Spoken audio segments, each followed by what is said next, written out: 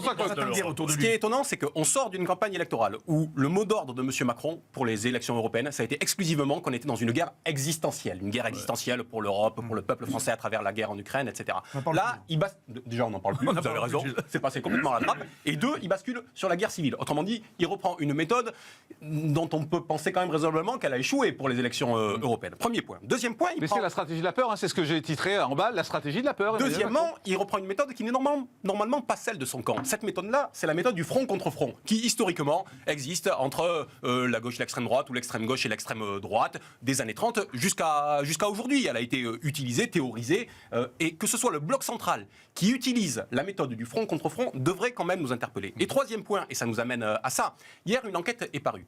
Il y a 41% des Français qui disent qu'ils vont voter pour faire barrage au RN. 47% qui disent qu'ils vont voter pour faire barrage au nouveau Front Populaire. 44% qui vont voter pour dire qu'ils vont faire barrage au bloc de M. Macron. Sauf que vous les croisez, parce que ces gens, ils veulent faire barrage souvent à deux. Autrement dit, on est dans une espèce de double barrage qui est en train de se mettre en place. Et c'est ce que nourrit M. Macron. Il est en train de dire aux gens, on va faire barrage aux uns et aux autres, et on est en train de tarir la source démocratique.